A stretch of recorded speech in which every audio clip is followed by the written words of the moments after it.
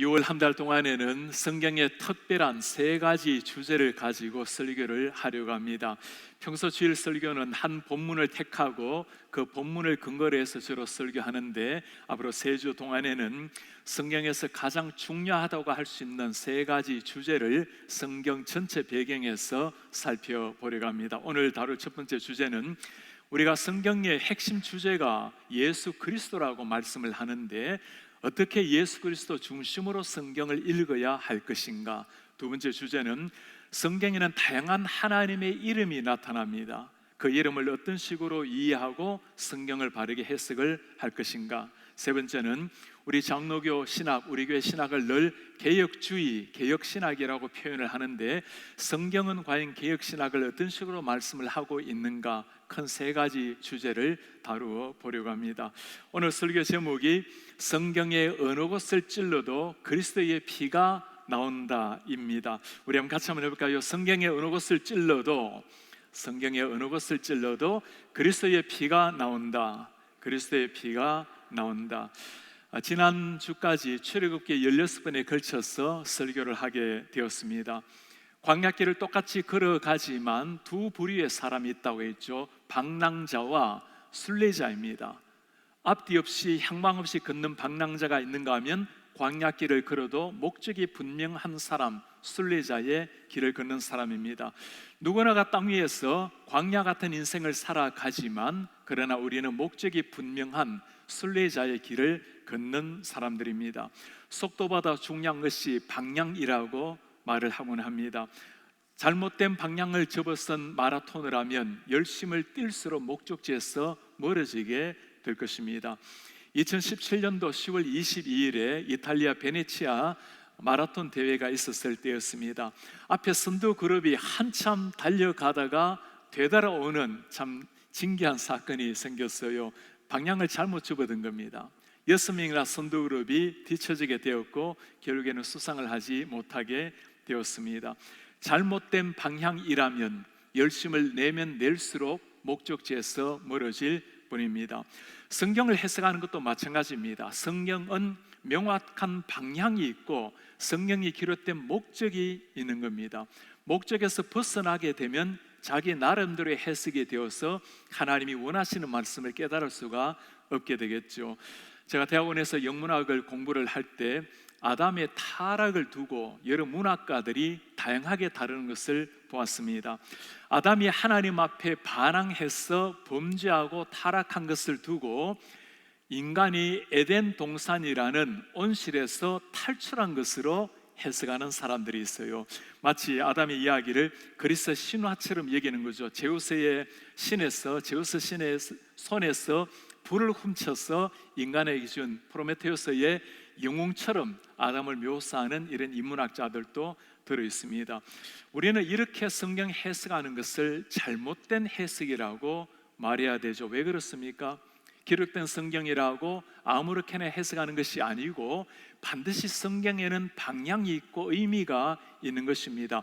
하나님이 그런 목적으로 주신 것이 아니기 때문이죠. 모세가 이 아담의 타락을 기록할 때는 그것이 아니고 인간의 범죄를 알리기 위해서 기록을 한 것입니다. 목적대로 이해를 해야 올바른 이해가 된다는 겁니다. 그렇다면 성경에 기록된 중요한 목적이 무엇일까요? 그 목적대로 읽어야 하나님의 마음을 읽을 수가 있겠죠. 모든 성경 가운데 성경 기록의 목적을 가장 잘 보여주는 말씀이 디모데후서 3장의 말씀입니다. 모든 성경은 하나님의 감동으로 된 것으로 교훈하고 책망하고 바르게 하고 의로 교육하고, 하나님 말씀 앞에 하나님이 누구신지 바르게 깨닫게 해주는 거죠. 하나님의 사람으로 온전하게 하고 선한 일을 행할 능력을 갖추게 하려고, 한마디로 성화의 삶이라고 말할 수 있습니다. 하나님의 사람이 하나님의 성품을 닮은 하나님이 원하시는 삶으로, 거룩한 삶으로 만들기 위해서 성경이 우리의 거울이 된다라는 말씀입니다. 성경 기록의 중요한 목적, 하나님을 닮아가는 성화, 이보다 더 중요한 목적이 하나 있습니다. 이 구절 바로 전 구절입니다. 또 어려서부터 성경을 알았나니, 지금 바울이 디모데에게 하는 말씀이죠. 성경은 능히 너로 하여금 그리스도 예수 안에 있는 믿음으로 말미암아 구원에 이르는 지혜가 있게 하느니라. 이 성경은 물론 구약 성경입니다. 신약이 기록되기 전의 말씀이에요. 구약 말씀을 읽는데 목적이 무엇이라고 말합니까? 그리스도 예수 안에 있는 믿음으로 말미암아 구원에 이르는 지혜를 얻게 하려고. 무슨 말일까요? 구약 말씀을 읽어도 예수 그리스도로 말미암아 구원 얻고 그 하나님의 말씀으로 거룩한 하나님의 사람으로 만들어지는 것, 한마디로 구원과 성화가 성경교육의 중요한 목적이라는 의미입니다. 많은 사람들이 그렇게 물어요. 구약의 사람들은 어떻게 구원을 얻습니까? 오늘 답이 나와 있는 겁니다. 구약 성경을 읽는 이유가 무엇입니까? 그리스도 예수 안에 있는 믿음으로 말미암아 구원 얻게 하려고. 구약에는 예수라는 이름이 나오지 않는데요, 구약에는 예수라는 이름이 자주 등장하지는 않죠. 그럼에도 불구하고 구약의 모든 말씀이 기록된 이유가 예수님을 바라보고 예수님을 믿음으로 구원을 얻는 것이라고 말씀하고 있습니다. 우리가 출애굽기 말씀을 배웠는데 예를 들면 그렇게 말씀을 할 수가 있겠죠. 십계명이든 율법이든 온전히 지킬 수 있는 사람은 아무도 없습니다. 그 율법 앞에서 내가 죄임을 깨달았을 때 우리는 심판의 대상으로 끝이 나는가? 그런 것이 아니죠. 바울이 뭐라고 말합니까? 모든 율법은 우리를 예수께로 인도하는 몽학 선생이라고 말합니다. 초등교사라고. 율법에서 끝나는 것이 아니라 완벽하게 지키지 못함으로 말미암아 낙심하고 좌절하는 것이 아니고 그 율법이 우리를 초등교사로 예수께로 인도하는 통로가 된다는 겁니다. 내가 주님 앞에 죄인임을 깨닫고 무너지는 것이 아니라 이 모든 죄를 대신하여 율법을 완성하실 그 메시아를 기다린다라는 말씀입니다.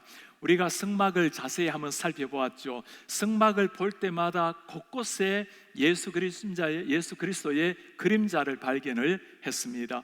지성소에는 대제사장이 1년에 한 번밖에 들어가지 못했습니다. 오늘날은 어떻습니까?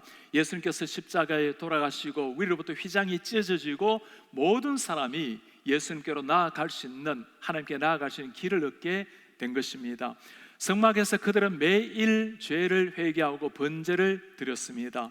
그 번제가 이스라엘 역사에 끝난 것이 아니라 결국에 오실 예수님을 보여주는 과정입니다. 예수님께서 이 땅에 오셔서 우리 모두를 대신해서 영단번에 한 번 돌아가시지만 영원한 제물이 되어서 더 이상 희생 제물을 바칠 필요가 없다라는 겁니다.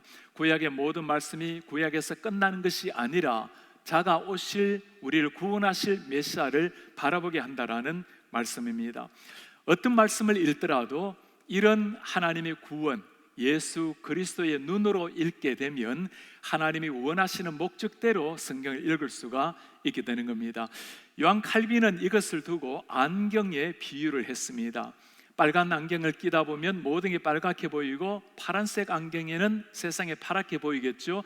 그리스도인은 성경을 읽을 때 예수 그리스도라는 안경을 끼고 읽어야 된다. 예수 그리스도의 눈으로 성경을 보아야 성경에서 말하고자 하는 것을 정말 찾을 수 있고 인간의 목소리가 아니라 하나님의 목소리, 예수님의 목소리를 들을 수가 있다라는 사실입니다. 예수님의 눈으로 읽지 않으면 어떻게 될까요? 출애굽기 이야기는 고통받았던 노예 생활에서 억압된 이스라엘 백성들이 해방했던 민족 역사의 스토리가 될 것입니다. 출애굽의 영웅은 모세로 끝이 나게 될 것입니다. 그런 것이 아니죠. 우리는 출애굽을 읽으면서 출애굽에서 끝나는 것이 아닙니다. 하늘에서 40년 동안 만나를 먹었지만 오늘날 우리는 하늘에서 떨어진 만나, 영원히 예수 그리스도를 먹으로 말미암아 하나님의 자녀가 되는 새로운 하늘의 떡 만나를 보게 되는 겁니다. 잠시 동안 반석에서 물을 내신 하나님이셨지만 그러나 오늘날은 예수께서 하시는 말씀이 뭐죠? 내 배에서 솟아나는 생수, 너희들의 영원한 목을 축이는 생명수가 되리라. 우리는 구약의 말씀 출애굽에서 끝나는 것이 아니죠. 가나안 땅 잠시 들어가는 땅이 아니라 예수님으로 말미암아 들어가는 영원한 천국을 바라보는 것이 구약을 읽을 때 올바른 해석법이라는 말씀입니다. 몇 가지 질문이 나오게 되겠죠. 그렇다면 예수님께서는 어떻게 성경을 읽었을까요? 예수님도 구약 성경을 가지고 설교를 많이 하셨는데 주님의 제자들은 어떻게 성경을 읽었을까? 바울은 어떻게 구약 성경을 읽었을까요? 예수님께서 먼저 성경을 어떻게 이해하시는지 요한복음 5장에 잘 나와 있습니다. 너희가 성경에서 영생을 얻는 줄 생각하고 성경을 연구하는데, 이때 성경은 물론 구약 성경입니다. 이 성경이 내게 대하여 증언하는 것이다. 구약의 모든 말씀이 누구에 대해서? 나에 대해서 말씀하고 있다고 말하는 겁니다. 목적이 분명해야 되겠죠. 예수님이 하신 말씀이라면 그 눈으로 성경을 읽어야 되는 겁니다. 요한복음 5장 46절에도 똑같이 말씀합니다. 모세를 믿었더라면 나를 믿었으리니. 당연하죠. 이스라엘 백성들은 모세가 그들의 영웅 아닙니까? 모세를 너희들이 믿었다면 당연히 나를 믿을 텐데 왜 그래요? 이는 그가, 모세가 나에게 대하여 기록하였음이라. 무슨 말이죠? 창세기, 출애굽기, 레위기, 민수기, 신명기, 모세 오경 모든 말씀이 다가오실 메시아 예수 그리스도에 대해서 기록을 하고 있다고 말씀을 하는 겁니다. 물론 구약의 메시아 예수란 이름이 잘 나타나진 않죠. 그러나 구약의 모든 말씀이 우리의 모든 죄를 용서해 줄, 우리를 새롭게 할 그 메시아를 기다리는 하나님의 계획의 말씀입니다. 늘 짐승을 잡으면서 그들이 기대했던 것이 무엇일까요? 매일 하나님 앞에 죄를 회개하고 우리의 죄를 대신해서 짐승을 잡는 것이 아니라 언젠가 하나님이 약속하신 그 메시아가 오게 되면 그가 모든 우리의 죄를 위해서 단번에 우리를 해방시킬 그 메시아를 기다렸다라는 말씀입니다. 민족의 지도자 모세, 다윗 다 귀한 사람들입니다. 한 시대 쓰임을 받았지만 그러나 완벽한 온전한 사람들은 아니었어요. 우리를 구원해 주시는 사람이 못 되죠. 정말 우리를 구원해 줄 완전한 제사장, 완전한 왕, 완전한 선지자, 그걸 이루어 줄 메시아를 기다렸고 바로 그 메시아가 예수님으로 이 땅에 오셨다라는 말씀입니다. 예수님의 구약 해석을 가장 잘 보여주는 말씀이 오늘 우리가 읽은 누가복음의 말씀입니다. 이르시되 미련하고 선지자들의 말한 모든 것을 마음에 더디 믿는 자들아, 그리스도가 이런 고난을 받고 자기의 영광에 들어가야 할 것이 아니냐. 예수님께서 십자가 지는 것을 사람들이 이해를 잘 못했습니다. 이에 모세와 모든 선지자의 글로 시작하여 모든 성경에 쓴 바 자기에 관한 것을 자세히 설명하시니라. 모든 선지자의 글, 모세, 모든 성경, 이 누가복음을 기록한 누가는 12제자는 아니었습니다.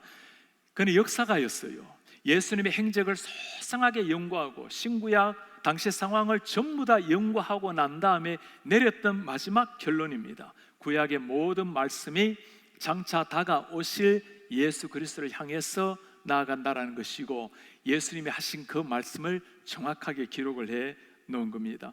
예수님도 실제로 그러셨죠. 회당에서 말씀을 증거하실 때 구약의 말씀을 자주 인용을 하셨습니다. 그리고는 바로 이 말씀이 나를 가리키는 것이라고, 이 말씀이 나에게서 응했다라고 구약 말씀을 통해서 당신을 변증하는 설교를 많이 하셨습니다. 우리가 어떤 식으로 성경을 읽어야 될까요? 아주 단순한 답입니다. 예수님처럼 성경을 읽으면 되는 겁니다. 구약의 모든 말씀 가운데 나를 가리킨다면 이제는 예수님의 안경을 끼고 구약을 읽어야 되겠죠. 어떤 말씀을 읽어도 이 말씀에서 하나님이 어떤 분이신가, 예수님은 어떤 분이신가, 예수님이 무엇이라고 말씀하는가, 예수님의 안경을 쓰고 보아야 사람의 윤리가 되지 않습니다. 역사책이 아닌 거예요. 살아계신 하나님의 음성으로 다가오게 되는 겁니다. 그렇다면 주님의 제자들은 어떻게 성경을 이해했고 기록을 했을까요? 마가복음 1장 1절입니다. 하나님의 아들 예수 그리스도의 복음의 시작이라.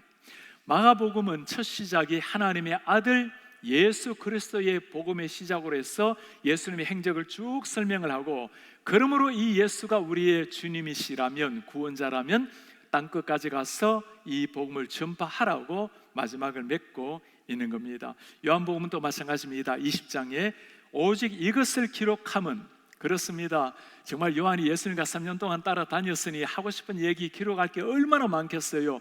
아마 하늘을 두루마리 삼고 바다를 먹물 삼아도 다 기록할 수 없었을 겁니다. 그러나 오직 이것을 기록함은 너희로 예수께서 하나님의 아들 그리스도임을 믿게 하려 함이요. 구약뿐만 아니라 신약의 모든 말씀, 또 너희로 믿고 그 이름을 힘입어 예수님이 하나님의 아들 그리스도라는 것을 믿고 힘입어 생명을 얻게 하려 함이라. 주님의 제자들이 본래부터 이런 눈을 가진 것은 아니었어요. 예수님을 따라다녔지만, 아무리 예수님이 영웅처럼 보였지만, 그러나 정말 그분이 기록된 약속된 메시아라는 건 깨닫지 못했습니다. 그들의 영안이 눌리게 되니까 예수님이라는 안경을 쓰고 구약을 보니까 모든 게 연결이 된 거예요. 우리가 그토록 기다렸던 메시아, 지금까지 끊임없이 이스라엘 역사 가운데 전해져 왔던 구약에 약속된 그 메시아가 바로 예수라는 것을 깨닫게 된 겁니다. 그때 깨달아졌을 때, 예수님이 말씀을 풀어줬을 때 우리의 마음이 뜨겁지 아니하던가. 그러고는 사도행전의 제자가 탄생이 된 겁니다. 예수님도 예수님의 제자들도 똑같이 성경을 기록하고 읽기를 그리스도 중심 예수 눈으로 읽게 되었습니다. 바울은 어땠을까요? 바울의 고린도전서에 그의 고백이 잘 나타나 있습니다. 내가 너희 중에서 예수 그리스도 그의 십자가 못 박힌 것 외에는 아무것도 알지 아니하기로 작정하였습니다. 그리스도 예수, 그리스도의 십자가 이외에는 아무것도 알지 않겠노라. 여러분, 바울이 누굽니까? 유대교에 정통했던 사람, 구약율법에 해박했던 사람입니다.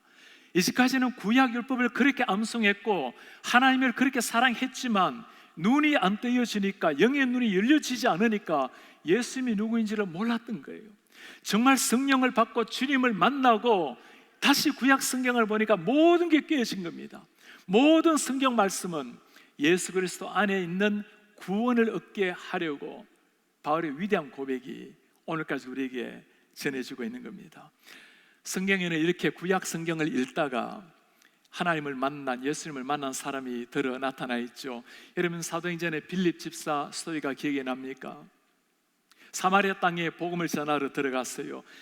그 복음의 동토 지역에 예수 그리스도의 복음으로 말미암아 수많은 사람들이 예수님을 믿고 변화를 받았습니다. 성령이 이 빌립을 부릅니다.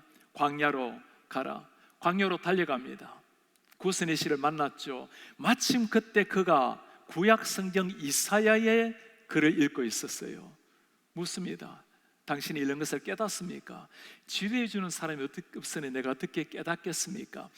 빌립은 그 이사야 말씀에서 시작해서 예수 그리스도를 전했습니다. 구스네 씨가 예수님을 믿고 너무나 기쁜 나머지 그 자리에서 세례를 받았어요. 예수의 복음이 에티오피아의 첫 번째 1호 신자가 탄생이 된 겁니다. 그로 말미암아 에티오피아가 한때 기독교 강국으로 일어났던 역사, 예수의 복음, 구약에서 시작했지만 어느 곳을 시작하더라도 그 말씀이 종착역이 아니라는 겁니다. 지나가는 정거장이에요. 예수께로 와야 마지막 목적지, 종착점에 도달이 되는 겁니다. 여기서 우리가 성경을 이해할 때 조금 학문적인 거 한 가지를 좀 나누도록 하겠습니다. 우리가 해석학, 이 hermeneutic이라는 게 있는데 성경을 어떤 식으로 읽을 것인가 세 가지 정도 기억해 두시기를 바랍니다. 첫 번째는 성경 계시를 읽을 때, 말씀을 읽을 때 유기적으로 연결이 되어 있다는 말입니다. 이 유기적이란 말은, 오르거닉이란 말은 우리 내장이 다 오르거니 하나하나 다 연결이 되어 있는 것처럼 성경 말씀이 모든 게 다 연결이 되어 있다는 거예요. 창세기가 따로 있고 에베소서가 따로 있는 것이 아니고 창세기, 출애굽기 모든 것이 하나로 연결이 되어 있었기 때문에 이사야서 말씀을 읽다가 예수께로 연결이 되었다라는 말씀입니다. 한 통으로 되어 있다라는 말씀이죠. 두 번째는 계시가 연결이 되어 있을 뿐만 아니라 시간이 지나가면서 점점점 발전이 되어 간다는 사실입니다. 점진적 발전, 프로그레스가 있다라는 말씀입니다. 구약의 창세기 때는 예수라는 이름이 나타나지도 않고 예수님의 모습이 희미합니다. 메시아라는 것은 있지만 그 메시아가 어떤 사람인지 시간이 점점 지나가면서 점점 드러나요. 그분은 멜기세덱의 반차를 따라 이 땅에 오는 사람, 처녀의 아들로 오는 사람, 그리고 나사렛에서 자라나는 사람, 베들레헴에서 태어나는 사람, 그 예수님이 연약한 인간의 모습으로 이 땅에 온다라는 사실, 사람들이 예수님을 위대한 왕으로 기대했지만 그게 아니죠. 구약에는 연약한 정말 마른 동풀에 볼품없는 한 사람으로 온다고 말씀을 했어요.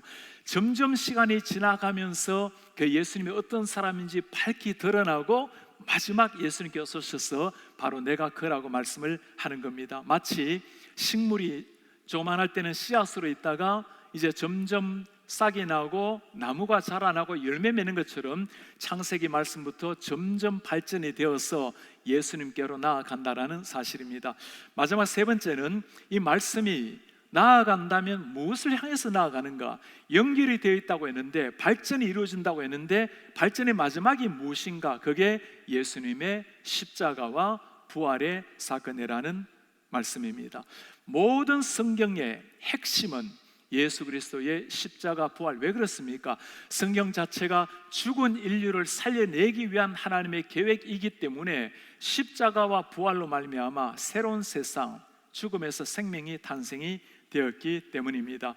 우리가 성경 어느 곳을 찔러도 예수 그리스도의 피가 나온다는 사실이 바로 이런 의미에서 하는 말입니다. 루터는 예수님을 만났고 예수님을 만난 강한 흔적이 있었기 때문에 어떤 본문을 전해도 예수님을 증거했던 사람이었습니다. 기독교 역사에 또 이렇게 예수 그리스도를 끊임없이 선포한 사람이 우리가 잘 아는 찰스 스펄전 목사님입니다. 목사님이 했던 유명한 한 구절이 있어요. 젊은이여, 그대는 영국에서 모든 마을, 촌락, 그리고 모든 산골 마을에도 런던으로 통하는 길이 있다는 사실을 알고 있는가? 그렇죠. 모든 길은 런던으로 연결이 된다는 거죠. 이처럼 모든 성경에는 예수 그리스도라는 거대한 도시로 향하는 길이 있다. 지금까지 그리스도께로 향하지 않는 길을 본 적이 없다. 만일 그런 본문을 발견한다면 나는 산을 넘고 물을 건너서 나의 주인에게로 나아갈 것이다. 어떤 성경 본문을 대할지라도 예수 그리스도라는 도시로 나아가는 길이 있다는 사실입니다. 찰스 스펄전은 우리가 잘 아는 이름이지만 그 동시 때 조셉 파커이라는 목사님이 계셨어요. 참 훌륭하게 목회하셨고 뛰어난 설교자였습니다. 일단의 목회자들이 찰스 스펄전의 설교를 듣고 은혜를 받고 또 배움을 가지려고 목사님 교회를 찾아갈 때였습니다. 먼저 그분들이 찾아간 교회가 조셉 파커가 섬기는 시티 템플이라는 예배당이었어요. 정말 뛰어난 설교자였습니다. 나오면서 그들이 한 입으로 What a great preacher, 얼마나 위대한 설교자인가 감탄을 했습니다. 찰스 스펄전 교회 예배를 참석했어요. 그들이 나오면서 한 목소리로 모두가 외쳤습니다. What a great Christ. 정말 저 설교에서 나타난 저 예수 그리스도, 그분이 정말 주님이십니다. 제가 우리 설교학을 가르칠 때마다 제자들에게 꼭 부탁을 하곤 합니다. 위대한 설교자, 뛰어난 설교자라는 칭찬을 드리려 하지 마시고 정말 위대한 예수 그리스도를 꼭 증거하는 신실한 설교자가 되어 주십시오. 예수 그리스도 설교자뿐이겠습니까? 성경을 읽는 우리도 마찬가지입니다. 다양한 성경에 대한 이야기가 나오지만 그 말씀에서 예수님을 만나야, 정말 예수님의 그 뜨거운 심장을 만나야 진짜 성경을 읽는 거예요. 읽을 때마다 감격스럽고, 읽을 때마다 주님 앞에 내 자신이 발견이 되어서 무릎을 꿇고 회개가 일어나고, 읽을 때마다 나 같은 죄인을 사랑하신 주님의 사랑에 너무너무 절절해서 주님, 내 인생을 다시금 주님께 드리겠습니다. 성경 말씀이 하나님의 말씀으로 들려질 때 일어날 수 있는 일입니다. 그렇다면 예수 그리스도의 안경으로 성경을 읽자고 했는데 이제 구체적으로 창세기 말씀, 내 말씀을 읽으면서 한번 적용해 보기를 바랍니다. 창세기 1장 1절을 읽으면 태초에 하나님이 천지를 창조하시니라 라는 말씀이 나와요. 이 말씀 한 절을 가만히 묵상하다 보면 정말 얼마나 감격스러워요. 태초에 하나님이 천지를 창조하셨다. 그 천지 중에 나도 들어가고 아무것도 없는 태초에 하나님이 나를 창조하셨다니, 이것 하나만 정말 묵상을 해도 그 주님 앞에 무릎을 꿇게 되고 하나님을 찬송하게 되고 이절이 필요 없는 겁니다. 그 영광의 하나님 앞에 내 삶을 드리게 되고, 그게 진짜 하나님을 아는 사람이 읽는 성경입니다. 그렇다면 1장 1절을 읽으면서 우리가 질문할 수 있겠죠. 여기에서도 우리가 예수 그리스도를 발견할 수가 있습니까? 예수 그리스도는 어떻게 나타나 있습니까? 요한복음에는 이렇게 말씀을 합니다. 태초에 말씀이 계시니라. 이 말씀이 하나님과 함께 계셨으니 말씀은 곧 하나님이시라. 바로 예수 그리스도를 두고 하는 말이죠. 그가, 예수님이 태초에 하나님과 함께 계셨고 만물이 예수님으로 말미암아 지은 바 되었으니 지은 것이 하나도 예수 그리스도가 없이는 된 것이 없느니라. 태초에 하나님이 천지를 창조했다고 했는데 이 하나님이란 이름에 예수 그리스도가 나온단 말인가? 그런 거죠. 성령의 힘이 나옵니까? 나오는 겁니다. 하나님의 영이 수면 위를 운행하시고, 이 하나님의 영이 성령을 가리키는 말씀이죠. 무슨 말일까요? 태초에 하나님이 천지를 창조하실 때부터 삼위일체 하나님이 함께 천지 창조에 동참을 하셨다라는 말씀입니다. 사람을 지을 때는 어떻게 하셨을까요? 창세기 인간 창조가 잘 나타나 있습니다. 하나님이 이르시되 우리의 형상 따라 우리의 모양대로 우리가 사람을 만들고, 이때 우리는 누구를 말하는 겁니까? 삼일체 하나님이 서로 협의를 하는 겁니다. 어떻게 우리가 이 만물을 잘 다스릴 수 있는 인간을 만들까? 성부, 성자, 성령 하나님의 형상 모양대로 만들자라는 것이 그들의 마지막 결론이었습니다. 예수 그리스도, 인간이 타락하고 난 다음에도 예수 그리스도의 모습은 구약에 잘 드러나 있습니다. 사람이 타락하고 난 다음에 하나님이 먼저 하신 약속이 무엇일까요? 창세기 3장 15절에 나타납니다. 내가 너로 여자와 원수가 되게 하고 내 후손도 여자의 후손과 원수가 되게 하리니, 지금 뱀에게 내리는 저주죠. 여자의 후손은 뱀 너의 머리를 상하게 할 것이요 뱀 너는 그의 발꿈치를 상하게 할 것이라. 여자의 후손, 우리는 여자의 후손이 예수 그리스도라는 것을 잘 알고 있습니다. 이 후손이란 말이 우리말에는 복수처럼 들려지지만 히브리어 원문을 보면 후손, 그가 한 사람으로 나타나 있습니다. 갈라디아서에서는 이 후손을 이렇게 말씀을 합니다. 이 약속들은 아브라함과 그 자손에게 말씀하신 것인데 여럿을 가리켜 자손들이라 하지 않고 오직 한 사람을 가리켜 너의 자손이라 하셨으니 곧 예수 그리스도라. 이미 타락할 때부터 하나님께서는 누구를 약속했다는 겁니까? 예수 그리스도를 약속을 했다는 거죠. 그리고 이 예수 그리스도가 오시기까지 모든 스토리가 구약의 말씀이라는 겁니다. 제가 중국에서 선교지에서 섬길 때 특별한 청소년 한 아이를 가르치게 되었습니다. 북한에서 먹을 것 없어서 도망 나온 아이였어요. 우리 조선족 병원을 가진 한 집사님 병원 앞에서 쓰러져 있는 걸 보고 집사님이 대구로 데려가서 먹이고 입히고 그렇게 키웠습니다.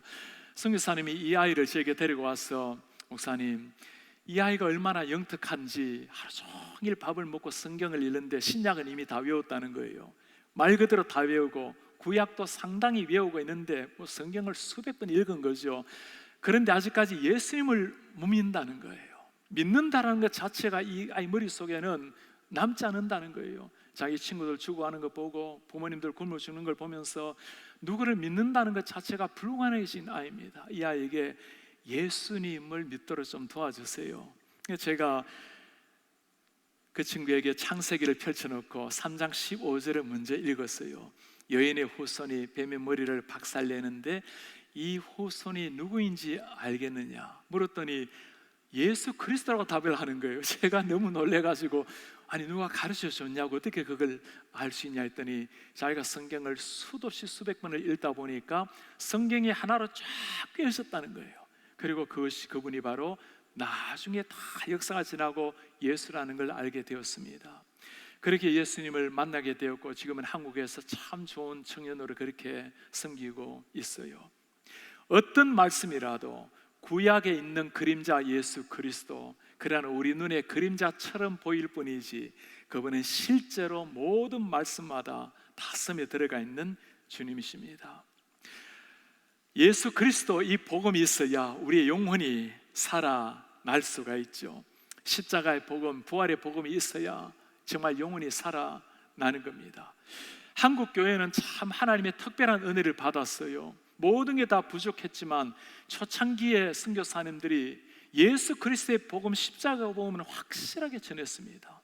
우리나라의 최초의 선교사님 중에 한 분이 마포 삼릴 선교사님입니다. 이분이 1980년에 한국 땅에 들어와서 46년을 섬기다가 미국으로 돌아왔습니다. 그분이 한국 땅에 들어왔을 때 첫 번째 다짐한 설교문이 남아있어요. 나는 조선에 와서 복음을 전하기 전에 황주에서 하나님 앞에 기도했다. 그때 나는 이 나라에 십자가 도 외에는 전하지 않기로, 오직 하나님의 뜻대로 죽든지 살든지 구원의 복음만 전하기로 결심했다. 예수 그리스도의 복음, 구원의 복음만을 전하기로 결단했노라. 그 십자가의 복음 때문에 우리가 오늘까지 온 겁니다. 제가 설교할 때마다 또 설교를 가르칠 때마다 그렇게 부탁을 하곤 해요. 우리 주 예수 그리스도께서 맨 앞자리에 앉아 계신다고 생각하고 설교하라. 어떤 설교를 들으시더라도 우리 주님이 들으시고 내가 정말 원하는 말씀이 그것이라고, 내가 전하려고 하는 말씀이 그것이라고 예수님이 고개를 끄덕여야 그게 진짜 설교가 되는 겁니다. 천만인을 감동시켜도 예수님이 들으시고 감동이 되고 내가 지금 전한다면 전할 말씀이 그 말씀이라고, 설교자뿐이겠습니까? 말씀을 읽을 때도 마찬가지. 예수님의 숨결은 성경 곳곳에 다 기록되어 있는데 어떤 말씀을 읽더라도 예수님을 만나야 지켜보시는 주님이 기쁜 미소를 짓게 될 것입니다. 그때 우리의 심령도 하늘의 기쁨으로 넘쳐나게 되는 거예요. 오늘 한 사람 온 생명축제, 우리가 오랫동안 기도해 왔습니다. 오늘 교회 처음 나오신 분이 계십니까? 전도되어 나오신 분이 계십니까? 오랜만에 예수님을 아직까지 믿지 못하고 나오신 분이 계십니까? 이 예수님을 만날 때 영혼이 바뀝니다. 죽음의 삶이 끝이 나고 영원한 생명의 새로운 삶이 시작이 되는 겁니다. 성경을 읽을 때뿐만이 아닙니다. 예수 그리스도 눈으로 사람을 보세요. 그렇게 사랑스러울 수가 없고 하나님이 형상대로 모양대로 지음받은 사람이 사람이에요. 어떤 상황 속에서도 하나님의 형상이 깃들어있는 그를 향한 사랑하는 마음이 일어납니다. 그게 예수님의 마음을 가진 사람, 예수 눈으로 사람을 보는 사람의 눈이에요. 그 예수님의 눈을 가지고 사물을 바라보세요. 자연을 바라보세요.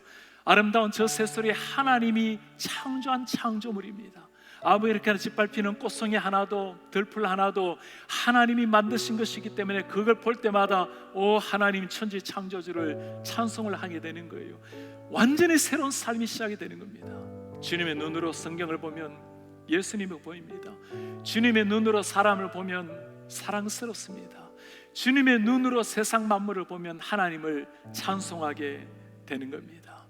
그 주님과 함께, 말씀과 함께 사람을 대할 때마다 천국 같은 기쁨을 누리면서 땅 위에서는 희미하게 주님과 교제하지만 언젠가 이 땅을 떠날 때 주님을 만날 때는 얼굴과 얼굴을 맞대고 보는 날, 그때 진정 주님을 찬송할 날이 올 것입니다. 그날까지 매일 말씀과 함께 주님과 동행하고 사랑 형제 자매들과 함께 만물 볼 때마다 주님을 찬송하는 이런 하나님의 사람들 되시기를 주의 이름으로 축복합니다.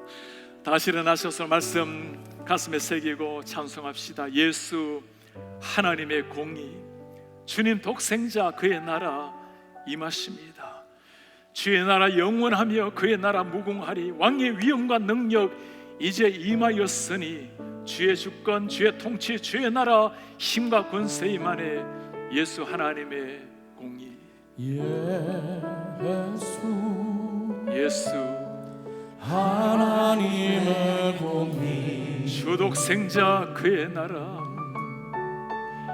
주 독생자 그의 나라 임하시네. 예수 제물이 되신 주, 예수 오 주님 그분 대신해서 제물이 되셨어요. 영광 중에 그의 나라 임하시네. 영광 중에 그의 나라 임하시네. 주의 나라 영원하며 주의 나라 영원하며 그의 영광 무궁하리. 그의 영광 무궁하리.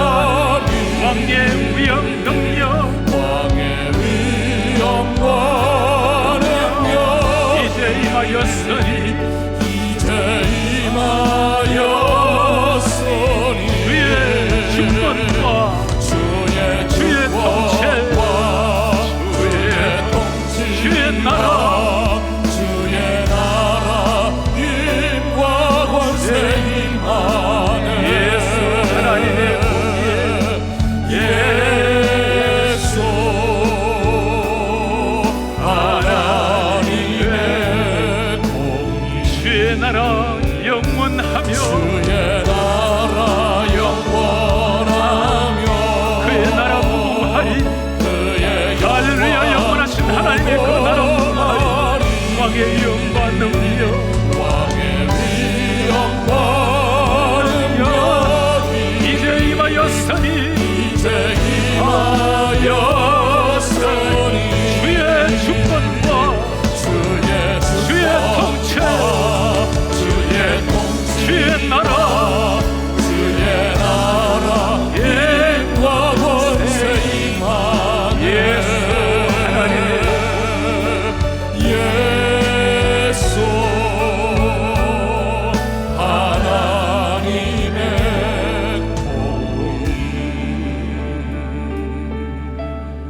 성경 어느 곳을 찔러도 예수 그리스도의 피가 나옵니다.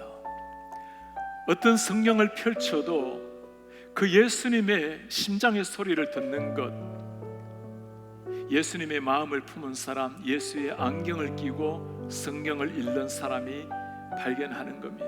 우리 기도하기를 원합니다. 주님, 성경 말씀을 대할 때마다 문자가 아니라 살아계신 하나님, 살아계신 예수 그리스도 만나게 하옵소서. 성경 읽을 때뿐만 아니라 그 예수님의 안경으로 형제자매, 곁에 있는 동역자들, 사람을 보게 하옵소서. 내 가슴 속에 하나님의 그 형상에 대한 기쁨, 감격, 그 눈으로 형제를 보고 내 자신을 볼 수 있도록 도와주십시오. 그리고 그 눈으로 하나님이 만드신 아름다운 세상을 바라보고 그렇게 살다가 언젠가 주님 우리를 부르시는 날 땅 위에서는 희미하게 주님을 보았지만 그때는 영화롭게 얼굴과 얼굴을 맞대고 주를 보겠습니다. 땅 위에서는 부족한 모습으로 형제 자매를 사랑했지만 그때는 온전한 주님의 사랑으로 형제 자매를 사랑하겠습니다. 그날까지 말씀을 읽을 때마다 주님과 동행하게 하시고 사람을 대할 때마다 주의 사랑으로 섬기게 하옵소서. 한 목소리 기도하겠습니다. 주님 고맙습니다. 하늘의 그 기쁨, 감격, 영광, 말씀을 대할 때마다 깨닫게 하시고 누리게 하시고 진리의 말씀을 대할 때마다 예수님의 심장을 발견하게 하시고 영혼의 말씀을 살려주시옵소서. 주님의 가슴을 깨닫게 하옵소서. 주님 하나님 사람을 바라볼 때도 눈으로 바라보게 하시고 사물을 바라볼 때도 눈으로 바라보게 하시고 그렇게 살아가다가 우리 주님이 우리를 사랑하시는데 영광스러운 모습으로 주님 앞에 서시도록 하나님 그렇게 하늘 도와주어 주시옵소서. 우리 주님께 모든 감사합니다. 그렇게 주님을 찬양합니다. 그렇게 주님 앞에 살다가 주님 앞에 서겠습니다. 하나님 그런 교회를 세우시옵소서. 존귀하신 우리 아버지여, 하나님께서 생명의 말씀으로 우리에게 기록하셔서 눈에 보이지 아니하고 손에 잡히지 않을지라도 말씀을 읽을 때마다 우리 하나님을 만나게 하심에 감사를 드립니다. 주님, 말씀이 문자가 아니라 살아계신 주님의 호흡으로, 살아계신 예수님의 생생한 목소리로 가슴에 새겨지게 하옵소서. 주님, 말씀을 대할 때뿐만 아니라 사랑하는 형제자매의 사람을 대할 때 하나님의 형상 모양대로 주님의 그 사랑의 눈으로 바라보게 하시고 한 사람 한 사람을 세우며 축복하며 그렇게 땅 위에서 천국의 아름다운 공동체를 이루어가는 하나님의 백성이 되게 하옵소서. 그렇게 살다가 주님 부르시는 날 너무나 즐거이 우리 주님을 얼굴과 얼굴을 맞대고 뵙겠습니다. 예수 그리스도의 이름으로 기도하나이다. 아멘. 주 예수 그리스도의 은혜와 하나님의 사랑과 성령의 교통하심이 말씀을 대할 때마다 예수님의 심장의 소리 듣기 원하는 백성들, 사람을 대할 때나 사물을 대할 때나 소중히 여기고 그 하나님의 뛰는 심장으로 만면에 미소 지으며 즐거이 대하며 그렇게 아름다운 공동체 이루기를 원하는 주의 모든 백성들 머리 위에 지금부터 영원토록 함께 있을지어다. 아멘.